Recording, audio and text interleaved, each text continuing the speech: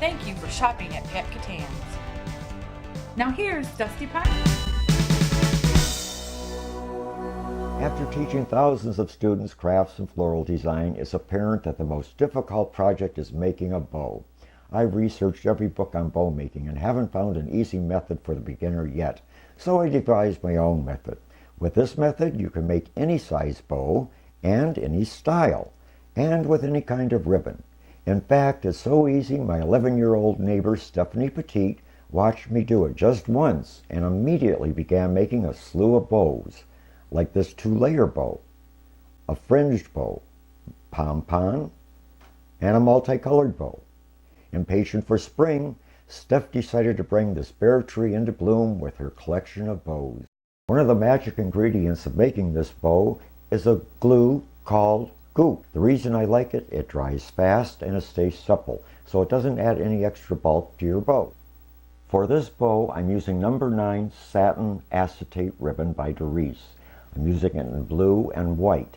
Now I cut 4 strips of white ribbon 17 inches long, one piece 5 inches long. With the blue, I cut 3 strips 14 inches long. And what you do with each strip is glue it into a ring. You take your goop and apply a little bit to the right side of the ribbon, like so. Bring the other end of the ribbon around and press it together. Make sure it's straight. You've got your ring. Then you fold it about 1/4 inch away from your seam, and then go to the other end and fold it over here, so you're actually folding it in half. And I'll do this with all of my strips except the little 5-inch one. This I'll just glue into a ring without folding it. That will be the knot for the center of our bow. I glued all of my ribbon and folded it, and now I'm ready to assemble the bow. And what makes this so easy is a piece of clothes hanger wire. It's a 9-inch piece that I folded in half, and then at the end I bent this up a little bit, gave it a curve so it's easy to slide my ribbon in. And we'll start by taking a piece of our long white ribbon, and this is the end that has the seam on it, and I'll just slide it down the wire and then gather it.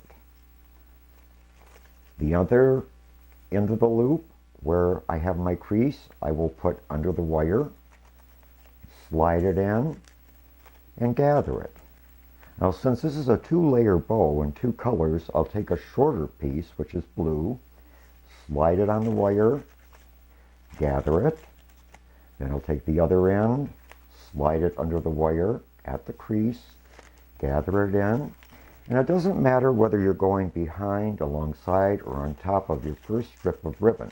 Just keep gathering in the different loops, like so. We'll put a blue in. We alternate back and forth.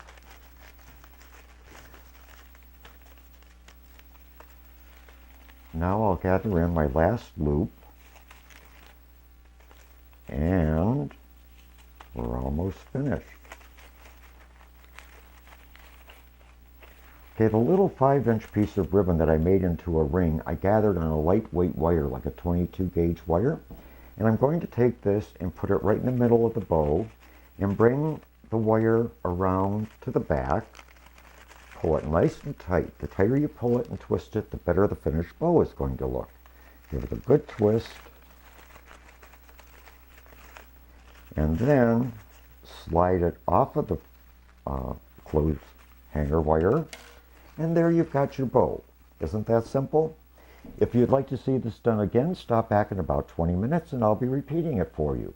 Or you can see it on DustyPilot.com along with a lot of other Catan projects.